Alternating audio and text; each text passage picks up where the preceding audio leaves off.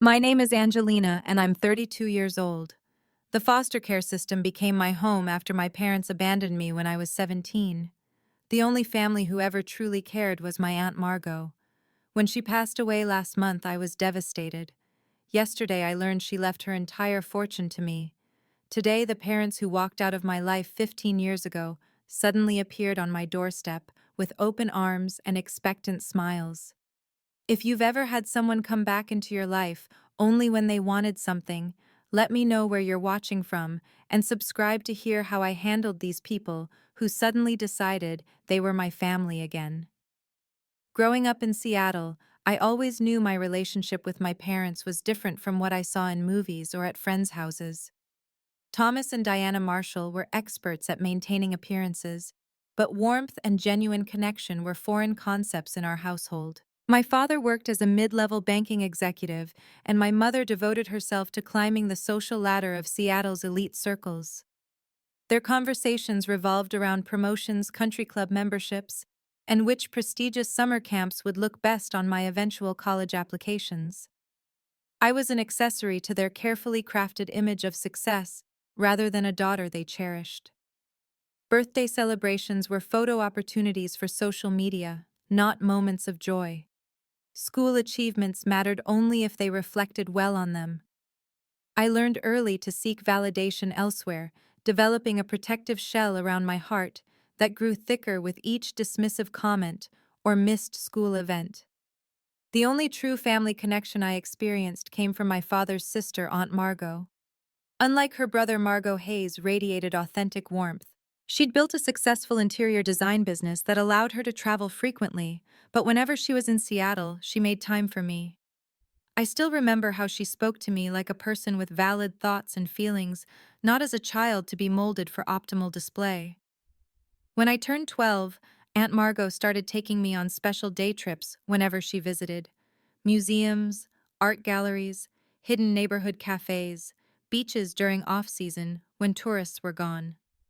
During these outings, she'd ask about my dreams, listen attentively, and share stories about her own journey. She taught me to appreciate beauty in unexpected places and to trust my creative instincts. While my parents pushed me toward practical career paths like law or medicine, Aunt Margot encouraged me to explore my passion for art. "Your talent is a gift, Angelina," she told me once as we sat sketching at a waterfront park. "Don't let anyone convince you it's just a hobby. Some people will never understand the value of creating beauty in this world.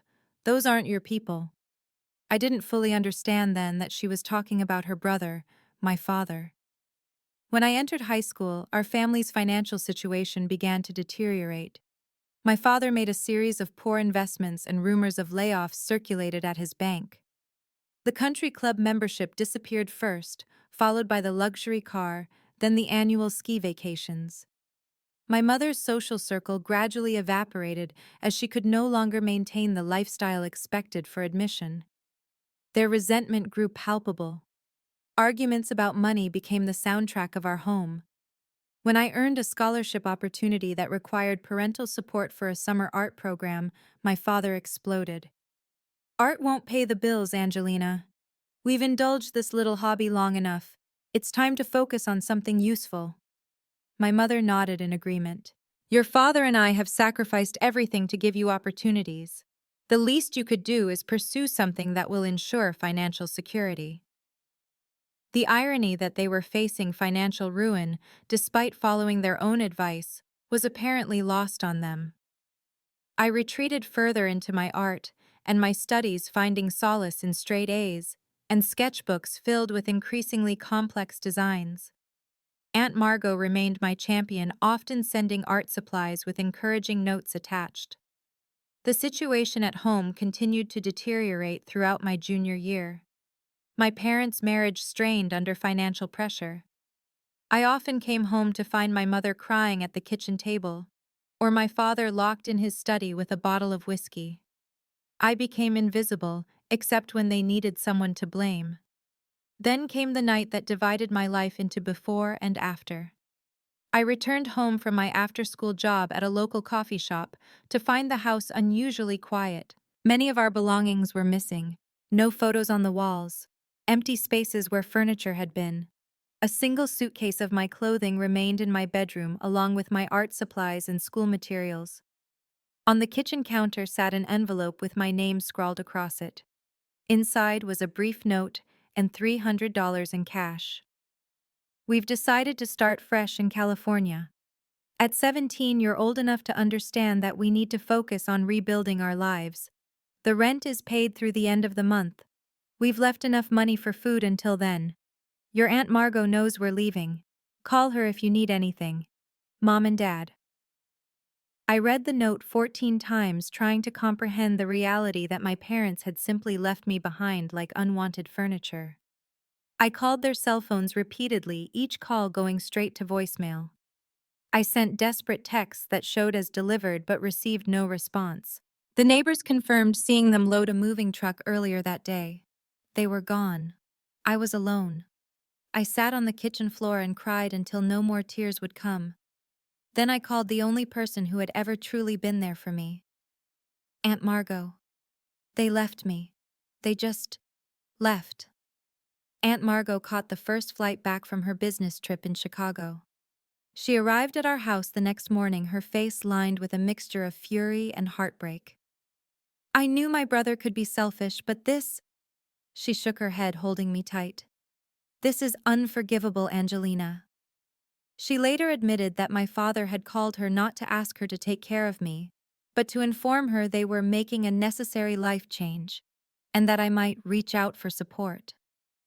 He framed their abandonment as a mature decision between adults, as though leaving a 17-year-old alone was perfectly reasonable. Aunt Margo wanted me to move in with her immediately, but her situation made that complicated. She lived in a tiny one-bedroom apartment that she kept mainly as a home base between design projects. Her work required travel 3 weeks out of every month.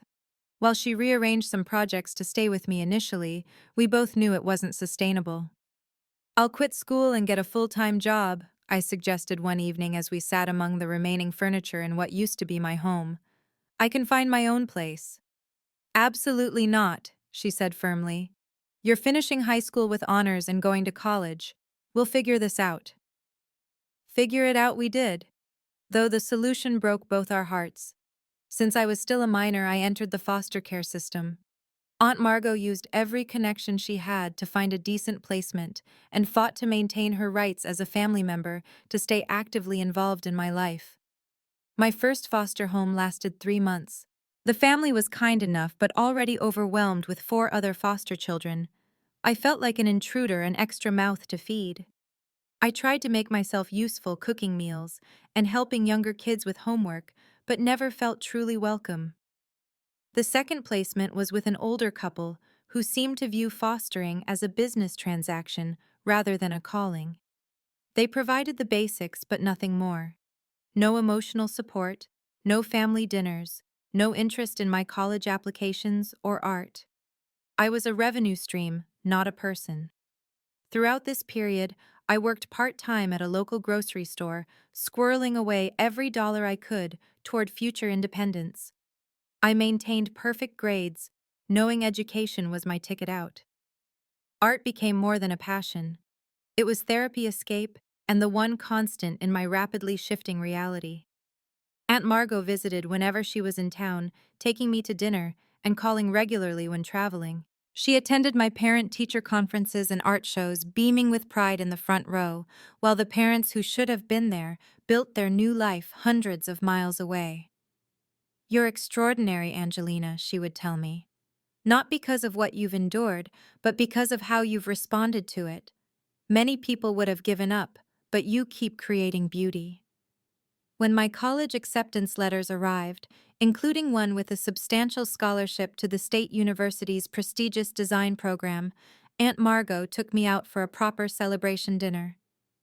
"I want to help with your expenses," she said over dessert. "Books, supplies, whatever the scholarship doesn't cover." I protested, knowing she wasn't wealthy, but she insisted. "Education is the best investment, and I believe in you completely." During my years at university, I occasionally tried reaching out to my parents. Emails bounced back, phone numbers were disconnected, social media searches yielded nothing. It was as if Thomas and Diana Marshall had vanished, or perhaps more accurately, they had erased me from their narrative. While my relationship with my biological family withered, I cultivated chosen family among friends and mentors. My roommate Jasmine became the sister I never had. We bonded over late-night study sessions and shared dreams of creative careers. Professor Helen Bennett took me under her wing in the design department, recognizing both my talent and my hunger to succeed. By graduation, I had built a portfolio strong enough to land an entry-level position at a small but respected design firm in Seattle. I had also built something far more valuable: resilience and the knowledge that family isn't always defined by blood. At 32, my life had found a comfortable rhythm. I lived in a modest one-bedroom apartment in a diverse neighborhood filled with young professionals and artistic types. The walls displayed my own artwork alongside pieces traded with other local artists. It wasn't luxurious, but it was undeniably mine, paid for with my own success.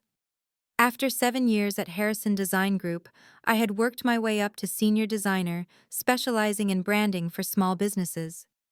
My colleagues respected my eye for detail and ability to translate clients' visions into compelling visuals. The work was creative enough to satisfy my artistic side while providing stable income. On weekends and evenings, I nurtured my true passion: fine art painting. What began as personal therapy had evolved into a modest side business. Several local galleries displayed my work, and commissions steadily increased as word spread. My distinctive style, blending abstract elements with recognizable urban landscapes, had found an appreciative audience. The people who supported this journey formed my chosen family. Jasmine, now married with twin boys, remained my closest friend, despite her chaotic schedule as a pediatric nurse. We maintained a sacred monthly dinner tradition where phones were silenced and real conversation flourished. Her husband Jordan treated me like a sister, and their boys called me Auntie Angie.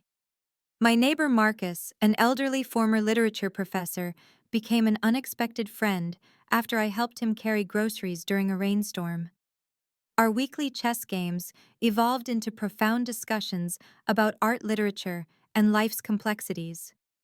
My work colleague Damon and his partner invited me to holiday celebrations, insisting no one should spend Thanksgiving alone.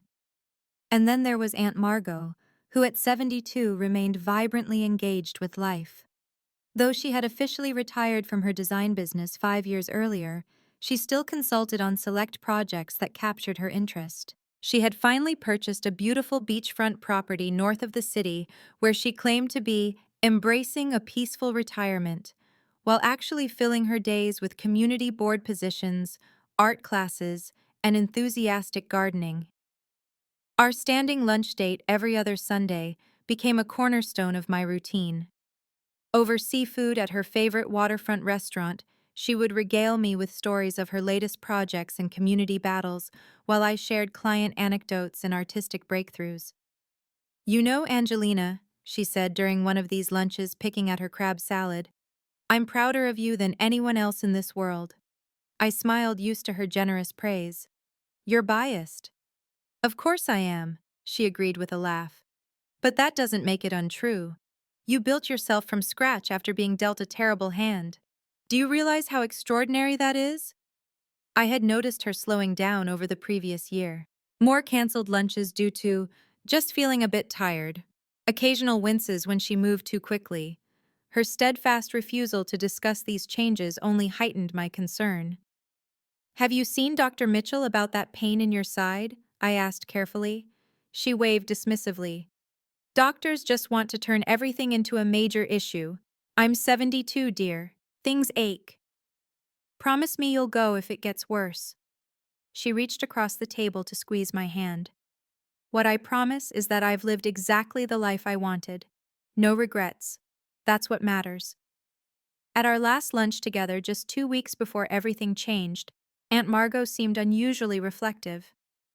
"I've been thinking about legacy lately," she said, gazing out at the water. "Not in terms of money or possessions, but what we leave behind in people's hearts, the ripples we create that continue after we're gone." "Planning to live forever, aren't you?" I teased, uncomfortable with the direction. She smiled. Nobody does. But a life well lived continues to matter. She turned to face me directly. I want you to know that whatever happens, you've been the best part of my legacy. Seeing you overcome every obstacle, refuse to be defined by abandonment, and create beauty anyway. That matters more than anything else I've accomplished. I should have recognized it as a goodbye. Instead, I changed the subject to lighter topics, unaware that our time was running out. The call came on a Tuesday morning. Maria, Aunt Margot's housekeeper of many years, sobbing so hard I could barely understand her words. "Miss Angelina, she's gone. Your aunt. This morning in her garden. The ambulance came, but—" Her voice broke. "The paramedics said it was her heart. Very quick, she didn't suffer." The world tilted sideways. I don't remember the drive to her house, just arriving to find Maria sitting on the front steps, eyes red and swollen. We held each other and cried, two women who had loved Margot Hayes in different ways, but with equal devotion. The following days passed in a blur of funeral arrangements, notification calls, and waves of grief that threatened to pull me under. I moved through necessary tasks on autopilot, making decisions about flowers and service details, while feeling completely hollow inside. At the memorial service, I was surprised by how many lives Aunt Margot had touched. Former clients, community members, artists she had mentored, neighbors and friends filled the funeral home. They shared stories of her generosity, creativity, and fierce loyalty. In their memories, I recognized the woman who had saved me, not just from homelessness, but from believing I wasn't worthy of love. As people offered condolences, several mentioned how often Aunt Margot had spoken about me with pride. "She loved you like a daughter," became a refrain that both comforted and devastated me. The one person who had never abandoned me was gone forever. That night, alone in my apartment, surrounded by sympathy flowers, I felt truly orphaned for the first time. My parents had walked away, but Aunt Margot had been my anchor. Without her, I was adrift in a world that suddenly seemed colder and less colorful. I called Jasmine, who arrived 20 minutes later with food I couldn't eat and comfort I desperately needed. "She knew how much you loved her," Jasmine said, stroking my hair as I cried. "And she was so damn proud of you, Angie. Every conversation circled back to you eventually." "I wasn't ready to lose her," I whispered. "Nobody ever is," she replied simply. "But she gave you everything she could while she was here. That's what matters." What I didn't know then was exactly how literally that statement would prove to be. 1 week after the funeral, I received a call from Harold Jenkins, Aunt Margot's attorney. His voice was kind but professional as he requested a meeting at his downtown office regarding matters of your aunt's estate. I agreed, expecting perhaps a small inheritance or sentimental items she'd wanted me to have. Harold's office occupied the 14th floor of a sleek high-rise with views of Elliott Bay. The receptionist led me to a conference room where the attorney waited, a thick folder on the table before him. He was older than I expected, with silver hair and kind eyes behind wire-rimmed glasses. "Miss Marshall, thank you for coming. I was your aunt's attorney for over 30 years, and I want to express my personal condolences. Margot was an extraordinary woman." "Thank you." I said, the word inadequate for the loss I felt. He opened the folder and adjusted his glasses. "I'll be direct, as I believe Margot would appreciate that. Your aunt has named you the sole beneficiary of her entire estate." I blinked, certain I'd misheard. "I'm sorry, what?" "The entirety of Margot Hayes's assets have been left to you, Angelina Marshall. This includes her beachfront property, valued at approximately $2.1 million, her investment portfolio of approximately $1.8 million, her art collection appraised at $300,000, and various other assets and personal possessions. After taxes, you are inheriting approximately $4.2 million in total." The room seemed to tilt. "That can't be right. Aunt Margot wasn't wealthy." Harold smiled gently. "Your aunt lived modestly by choice, but her design business was quite successful over the decades. She also made some extremely fortunate early investments in several technology companies. Additionally, she never had children and lived well below her means. The result is a substantial estate that she has left entirely to you. He slid a sealed envelope across the table. She also left this personal letter explaining her decisions. I was instructed to give it to you during this meeting. With trembling fingers, I opened the envelope and unfolded the letter written in Aunt Margot's distinctive flowing handwriting. My dearest Angelina, if you're reading this, I've moved on to whatever adventure comes next. Please don't mourn too long. I've had a wonderful life filled with beauty, purpose, and the privilege of watching you grow into an extraordinary woman. You're wondering about the money. The truth is, I've always had more than I needed, but saw no reason to flaunt it. What matters in life isn't what you have, but what you do with it, and who you share it with. I'm leaving everything to you, because you are the daughter of my heart, if not my body. You've faced abandonment with grace, and built a life of meaning, despite being dealt a painful hand. I know you won't be defined by this inheritance, just as you refuse to be defined by loss. Use some of it for security, some for joy, and some to create ripples of positive change. Art matters. Kindness matters. You matter. I have one request. The beach house has been my happiest place. Before you decide whether to keep or sell it, spend some time there. Let the ocean remind you that endings are also beginnings. With all my love, Margot. Tears blurred my vision as I refolded the letter. Harold discreetly pushed a box of tissues toward me. Take your time, Miss Marshall. This is a lot to process. When I could speak again, I asked, what happens now? The house and all its contents are already legally yours. Here are the keys and security information, he said, sliding an envelope across the table. The financial assets require some additional paperwork which I've prepared here. Once signed, I'll initiate the transfers to accounts in your name. We spent the next hour reviewing documents, my signature appearing dozens of times on papers that fundamentally changed my life. Throughout the process, I felt strangely detached, as if watching someone else inherit a fortune. As our meeting concluded, Harold offered one final piece of information. Your aunt was very clear that she wanted no one else involved in her estate. She specifically mentioned that if your parents ever attempted to claim any portion, I was to contest vigorously on your behalf. The mention of my parents jolted me. They haven't been in my life for 15 years. I doubt they even know she's gone. Nevertheless, Harold said, Margot wanted to protect you. She loved you very much. That evening, I drove to the beach house, now my beach house, with a small overnight bag. I needed to feel close to Aunt Margo to understand this final gift. The property was more beautiful than I remembered. Situated on a bluff overlooking the Pacific, the craftsman-style home featured walls of windows facing the water, a wraparound porch and gardens that tumbled down the hillside in carefully orchestrated wildness. Inside, every room reflected Aunt Margot's impeccable taste, comfortable luxury, original artwork, and perfect color harmonies. I wandered through rooms filled with memories, trailing my fingers over furniture, opening cabinets, trying to absorb the reality that all this belonged to me now. In her studio, I found paintings in progress and sketches for future projects. She had been so alive, so full of creative energy. The absence of that force felt like a physical void. On her desk sat a framed photo of us from my college graduation. Aunt Margo beaming with pride, her arm around my shoulders as I clutched my diploma. The two of us against the world. I took the photo to the main bedroom and curled up on her bed, holding it to my chest as tears came again. I miss you, I whispered to the empty room. I don't know how to do this without you. Eventually, exhaustion claimed me. I slept deeply in the quiet house, surrounded by the legacy of the one person who had never given up on me. Morning light streaming through ocean-facing windows woke me.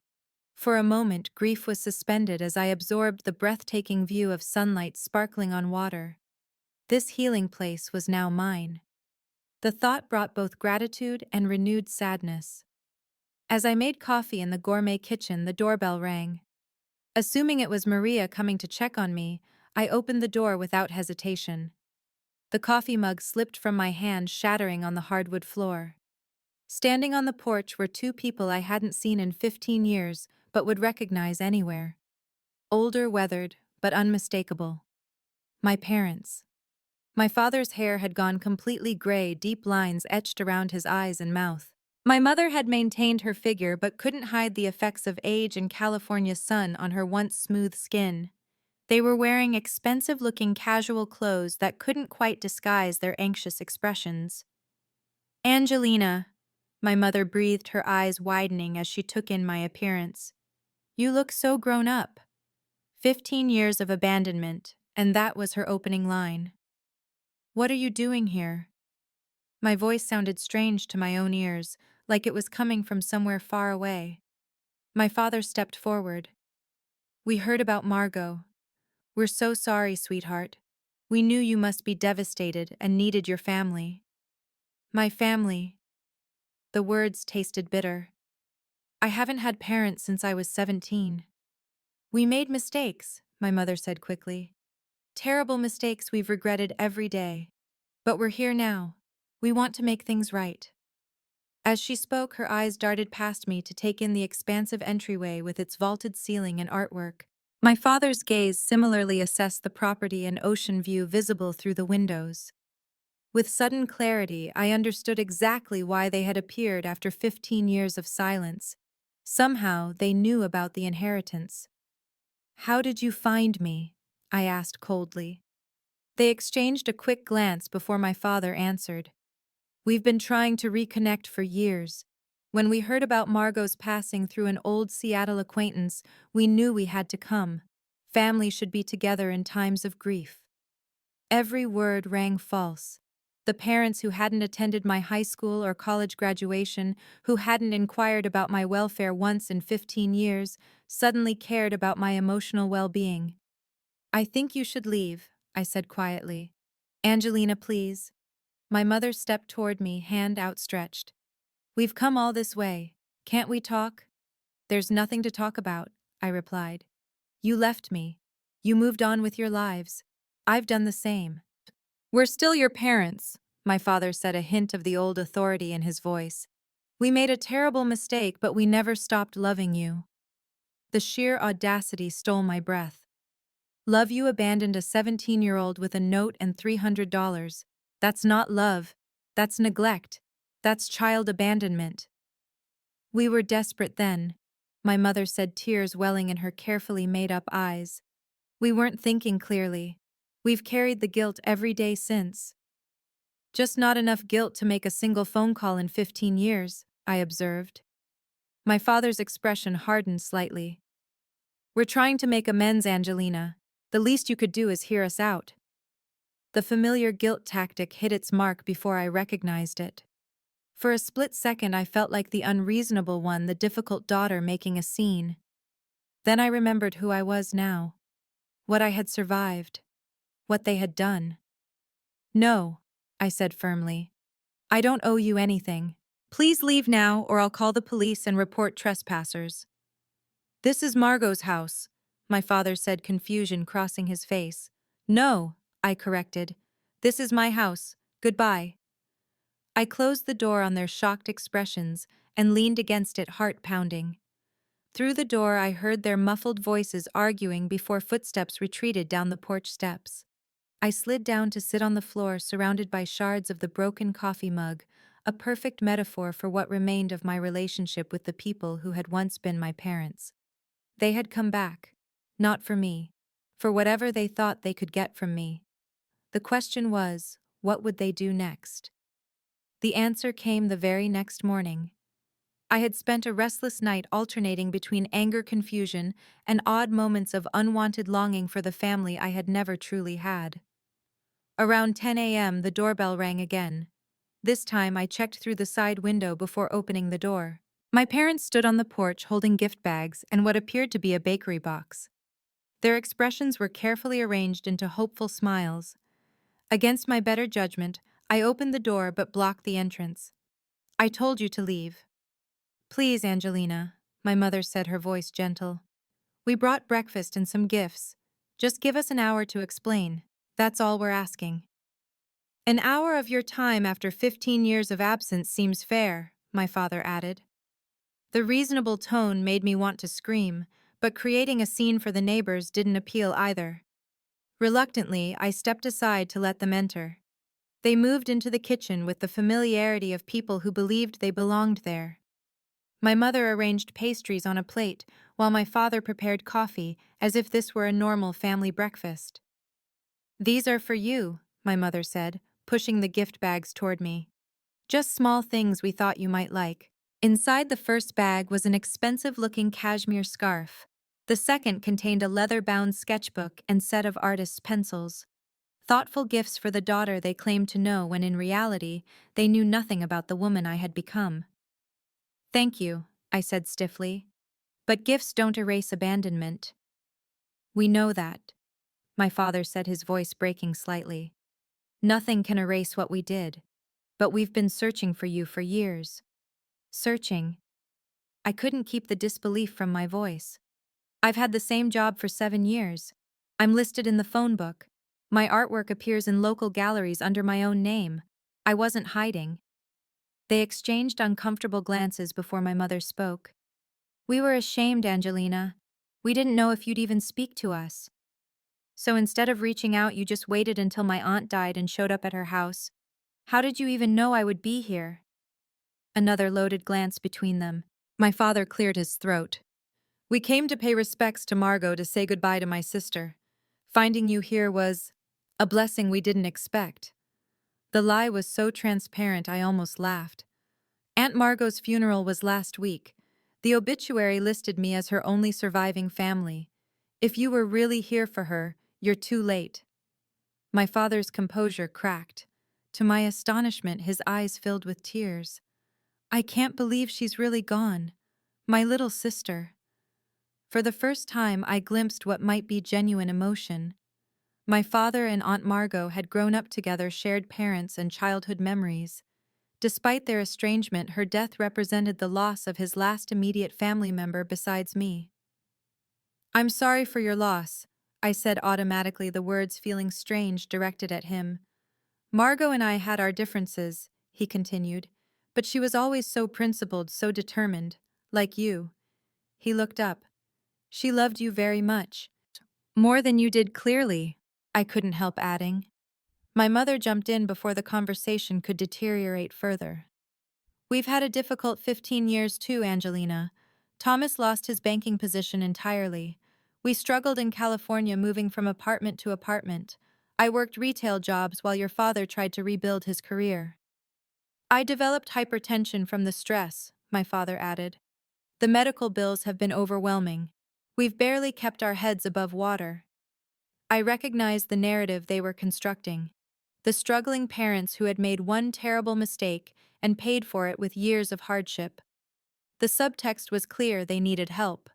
My help. Specifically, my newly acquired financial help. Is that why you're really here? I asked bluntly. Because Aunt Margo left me money. Of course not, my mother exclaimed too quickly. We didn't even know about any inheritance until we saw this house. We came because we finally worked up the courage to face our biggest regret. I studied their faces, searching for truth among the convenient timing and practiced lines. My training as an artist made me observant of micro-expressions, the fleeting tells of dishonesty. Both avoided direct eye contact when speaking about their motives. I need time to process all this, I said finally. This isn't something we can resolve over coffee and pastries. We understand, my father said, reaching for my hand across the table. I pulled back before he could touch me. We're staying at the Lighthouse Inn down the road. We'll be here as long as it takes. As they prepared to leave, my mother paused. We know we can't make up for lost time, Angelina. But you're our only child, our flesh and blood. Family means something. It has to. After they left, I called Jasmine, my hands still shaking. They showed up, she exclaimed when I explained the situation. After 15 years, that's some movie-level drama. I don't know what to do, I admitted. Part of me wants to hear them out, Another part wants to call security if they come within 100 feet of me again. Both reactions are completely valid, she assured me.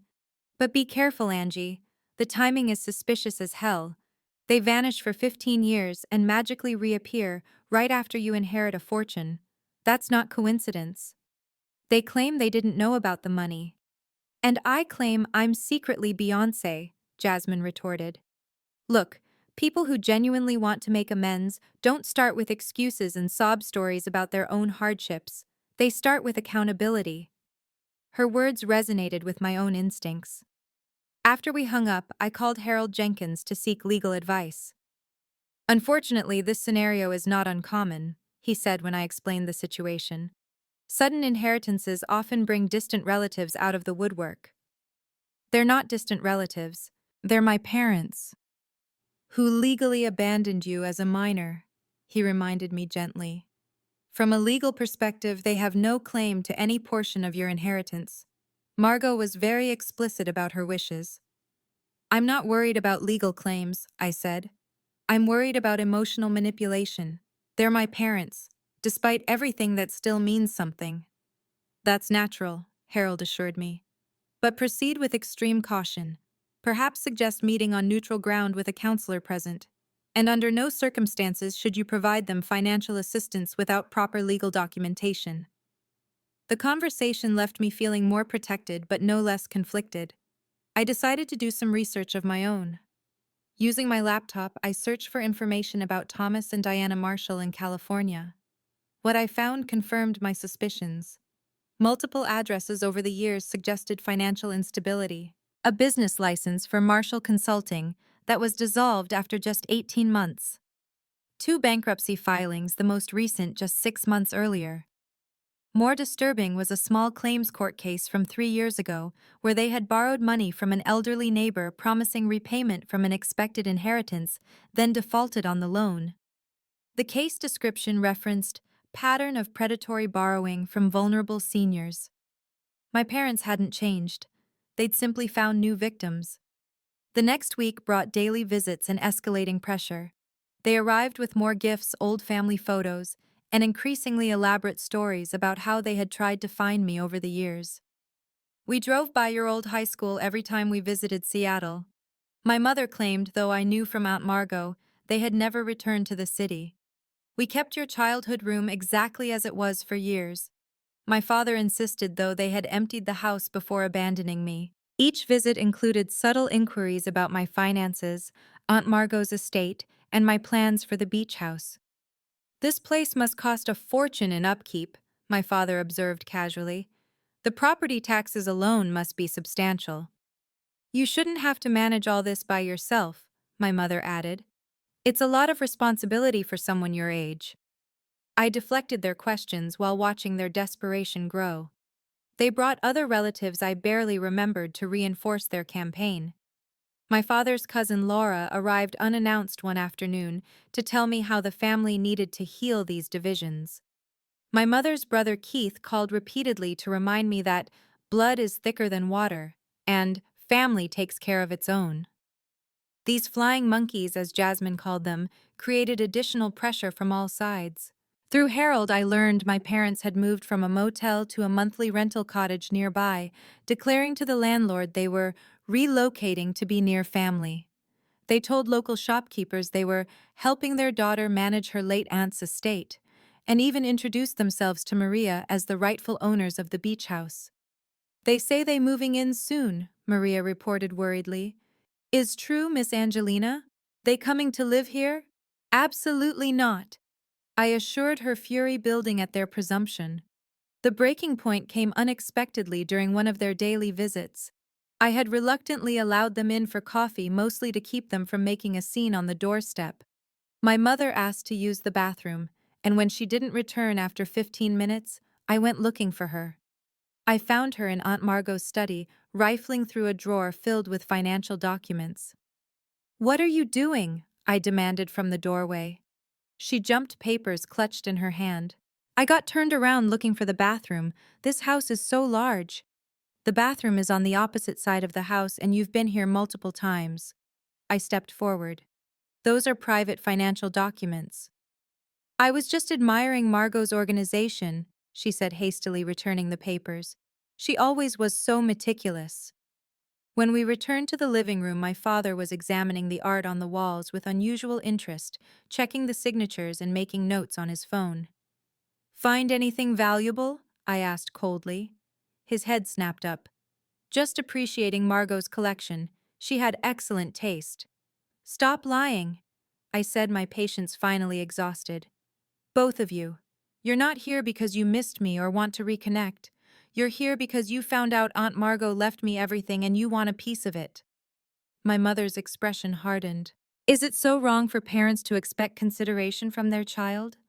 Especially when that child has suddenly come into wealth she didn't earn. Consideration, I repeated incredulously. You abandoned me when I was 17. I'm not your child. I'm the teenager you left behind when it became inconvenient to be parents. My father stood, dropping all pretense of warmth. We knew Margot had money. She always did, though she pretended to live modestly. She refused to help us when we needed it most, but she spoiled you constantly. Spoiled me by making sure I wasn't homeless after you abandoned me, by attending my graduation when you couldn't be bothered. She turned you against us, my mother said bitterly. She always resented that I married Thomas. She used you to get back at us. I stared at them, finally seeing the complete picture. Wait, you knew she had money when you left me. You abandoned me, knowing she would take care of me. My father's expression confirmed this before he spoke. We knew she would never let you suffer. She was always so attached to you. So you just offloaded your teenage daughter because it was financially convenient, because you knew someone else would pick up your responsibility. We were desperate, my mother insisted. We asked Margot for a loan to keep our house. Just a loan. She refused unless we agreed to financial counseling and life management courses, like we were children. She offered to help if we would accept her controlling our lives, my father added. We had our pride. But not enough pride to take care of your child, I noted. You abandoned me because Aunt Margo wouldn't give you money without conditions. The ugly truth hung in the air between us. They had never loved me enough to put my needs first. I had been collateral damage in their financial desperation, discarded because Aunt Margot's conditional help wasn't what they wanted. You owe us, my father said finally. We gave you life. Everything you have exists because of us, including your relationship with Margo. We're still your parents. That money should stay in the family, my mother added. Not all of it, of course, but enough to help us get back on our feet. And if I refuse? My father's expression turned calculating. Margo wasn't of sound mind in her final years. As her closest living male relative, I have grounds to contest the will. It could tie up the estate for years. You'd have to prove that in court, I said, remembering Harold's assurances. We have witnesses who will testify to her cognitive decline, my mother said smoothly. It would be easier for everyone if we settled this privately as family. They were threatening me, using legal intimidation to extract money. The last illusion that they might have genuine remorse shattered completely. Get out, I said quietly. Now. Think about it, Angelina, my father said as they moved toward the door. Family takes care of family. We'll give you a few days to reconsider your position. After they left, I sank onto the sofa, shaking with rage and delayed shock. The parents who had abandoned me as a teenager were now threatening legal action to get their hands on Aunt Margot's money. The sheer entitlement was breathtaking. For the first time since their appearance, I allowed myself to cry. Not for the relationship we didn't have, but for the one I had briefly foolishly hoped might be possible. They hadn't changed. They never would. In that moment of clarity, I finally accepted the truth. The only real parent I had ever had was Aunt Margo. And she had prepared me for this moment in ways I was only beginning to understand. That night, surrounded by Aunt Margot's belongings, I felt a strange calm replace the turmoil of recent days. I took out a box of old photographs she had kept in her bedroom closet and began sorting through them, finding snapshots of my childhood, my college years, and earlier images of Margot with her brother from decades past.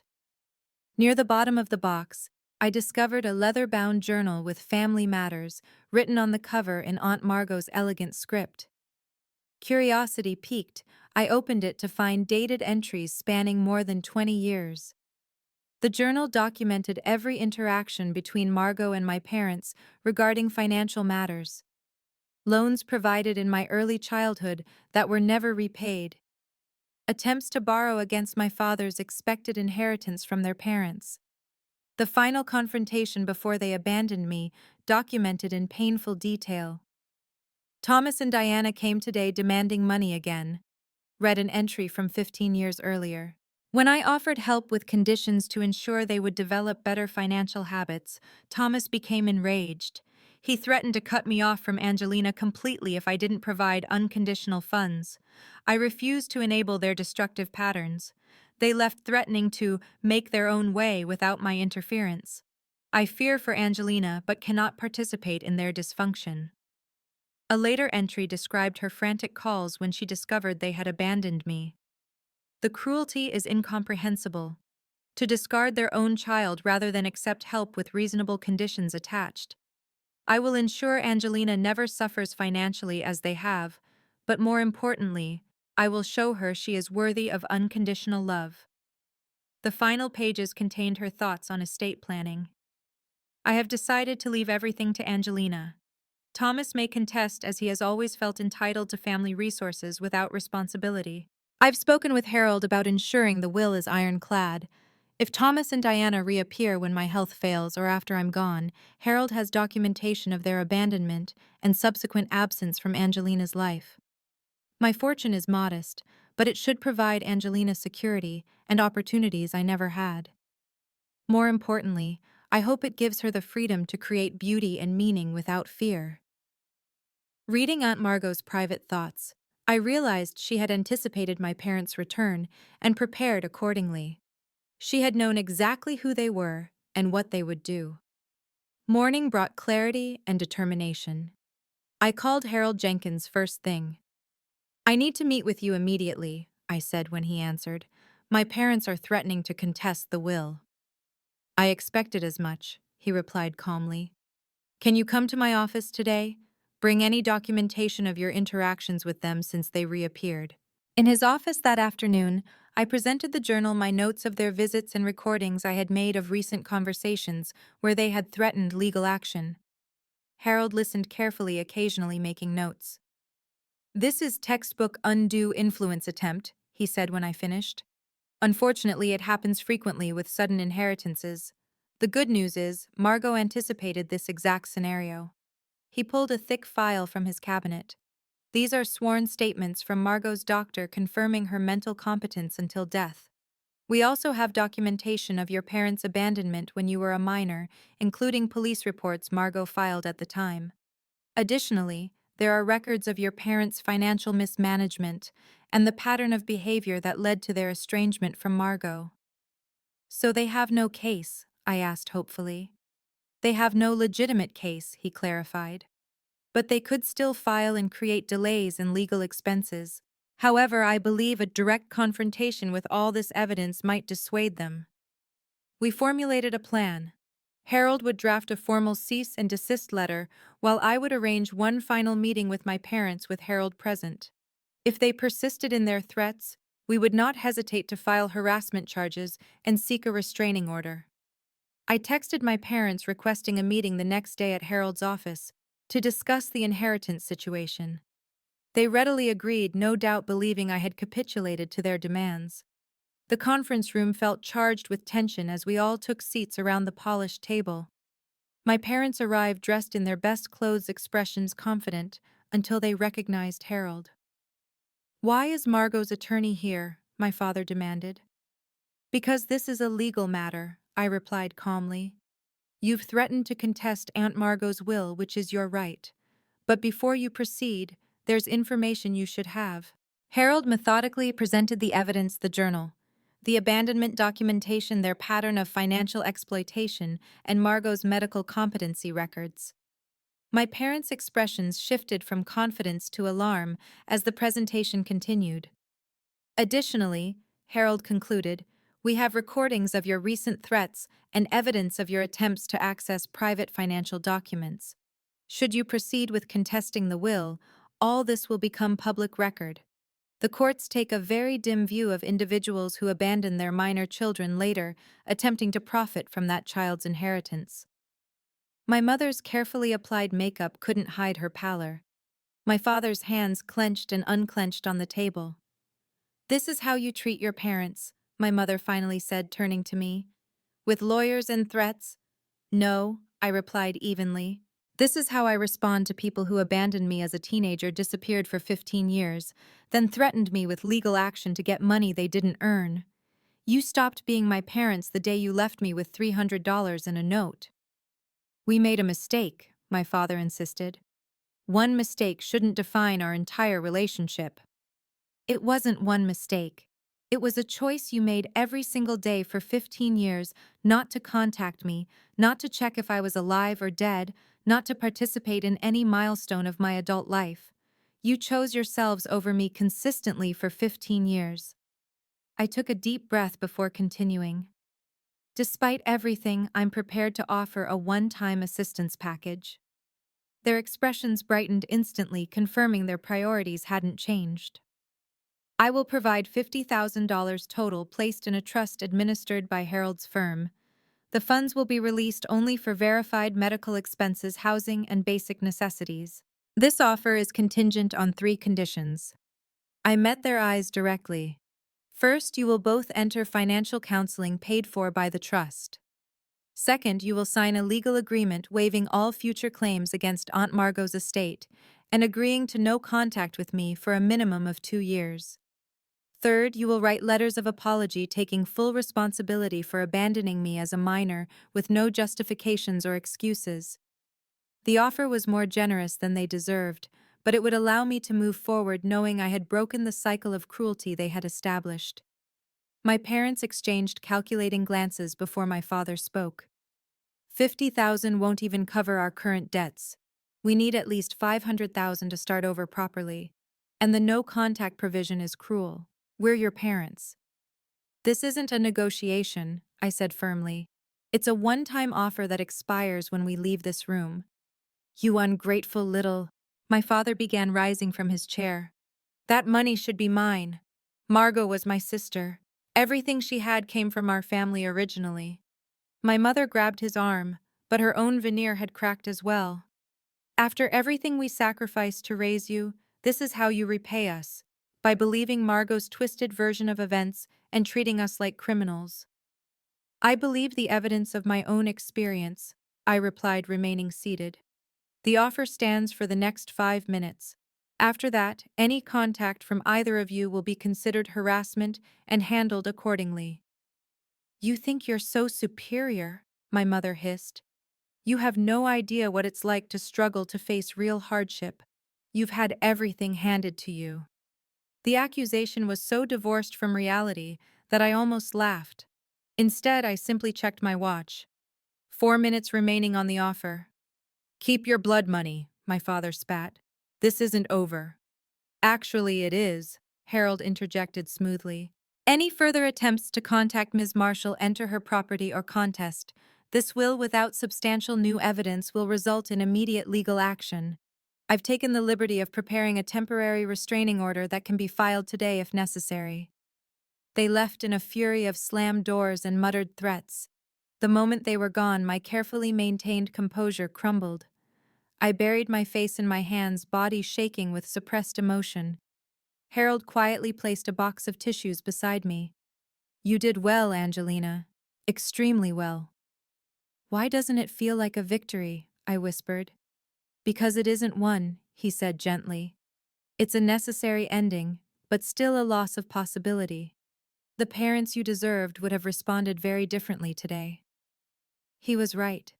Despite everything, some childish part of me had still hoped for a Hollywood movie reconciliation. The reality was messier, sadder, and ultimately about accepting what could never be. That afternoon, I had Maria help me change all the locks on the beach house and installed a security system.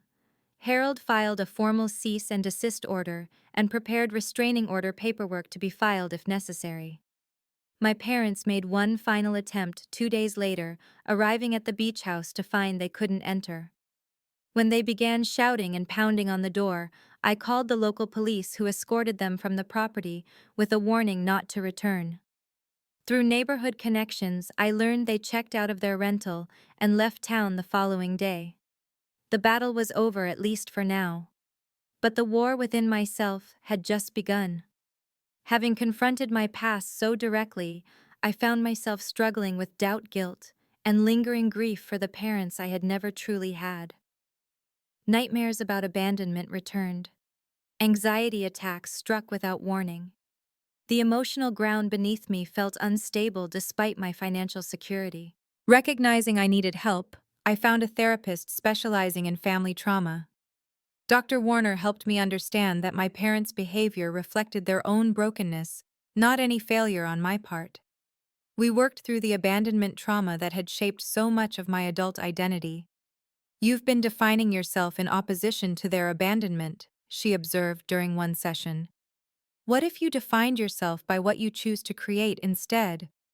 The question catalyzed something new. In the months that followed, I channeled my experiences into both art and action. My paintings took on new depth, exploring themes of absence, chosen family, and resilient growth. A local gallery owner described the new work as emotionally fearless and arranged my first solo exhibition.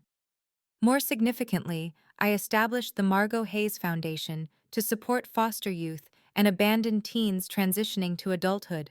Using a portion of my inheritance, the foundation provided scholarships, housing assistance, and mentorship opportunities for young people without family support. Each step in creating the foundation helped heal something in me. When I interviewed potential board members, I shared my story openly. When I met with social workers to design programs, I drew on my own experiences to identify gaps in the system. The pain that had defined me became purposeful, a map to help others navigate similar terrain. The Foundation's first scholarship award ceremony coincided with the one-year anniversary of Aunt Margo's death. As I presented funds to 6 foster youth heading to college, I felt her presence strongly. This was the true inheritance she had given me, not just financial security, but the example of transforming pain into purpose. Among the recipients was a young woman named Zoe, whose story eerily paralleled my own. Parents lost to addiction, a brief period of homelessness before entering foster care, a passion for art that provided escape and identity. After the ceremony, she approached me hesitantly. "Your story. It's like you've already lived my life and survived it," she said. "I didn't know people like us could end up okay." The phrase "people like us" struck a chord. I had spent so long feeling different, marked by abandonment. Yet here was this talented young woman who saw me not as damaged, but as proof of possibility. "We don't just end up okay," I told her. "We end up extraordinary because we've had to build ourselves from scratch." That conversation led to a mentorship relationship that benefited us both. Helping Zoe navigate college and early adulthood gave me perspective on my own journey. Her resilience and humor reminded me of qualities I had developed through necessity. Together we explored art as communication and healing, exhibiting our work jointly at a community center event focused on foster youth experiences. Through the foundation work, I gradually built a network of people with similar backgrounds. Not all had been abandoned by parents, but all understood the experience of having to create family where none existed naturally. These connections helped me redefine what family meant. Family wasn't necessarily shared DNA or legal obligation. It was showing up consistently. It was celebrating successes and supporting through failures.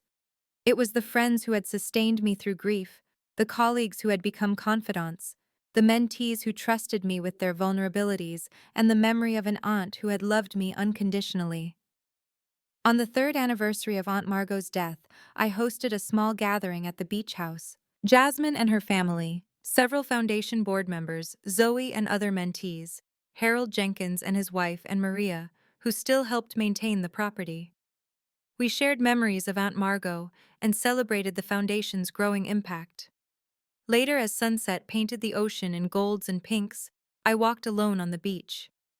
I thought about the journey from abandoned teenager to confident adult, about the woman who had shown me what love without conditions looked like, about the parents who couldn't overcome their own limitations to be what I needed.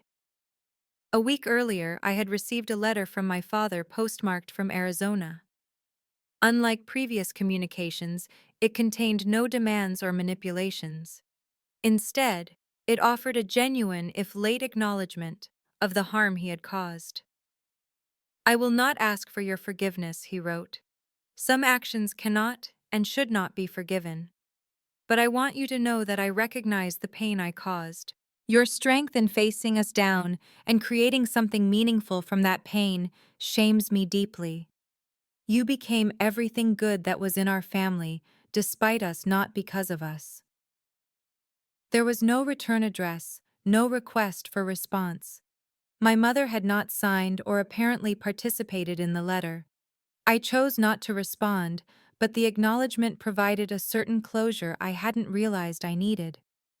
Standing at the ocean's edge, I finally understood what Aunt Margo had meant in her final letter. Endings truly were beginnings. The end of my relationship with my parents had begun my journey toward authenticity and purpose. The end of Aunt Margot's life had begun my opportunity to extend her legacy of compassion. The real inheritance wasn't the money or property, though I remained grateful for the security they provided. The real inheritance was the understanding that family is something you can create through choice and love, not just receive through birth. That wounds can become wisdom when used to help others. That the most powerful response to abandonment is to become someone who stays. I had spent so many years defining myself by what I had lost. Now I defined myself by what I had built from those empty spaces, art that moved people, a foundation that changed lives and relationships based on authentic connection rather than obligation. The sun slipped below the horizon, ending another day. And in that ending was the promise of tomorrow's beginning, with all its possibilities for creation, connection, and meaning. Have you ever had to redefine what family means to you? If my story resonated with you in any way, please share your thoughts in the comments below. Don't forget to subscribe and hit that like button if you want to hear more stories about finding strength in unexpected places. Sometimes the family we create means more than the one we're born into. Thank you for being here with me today on this journey of healing and growth.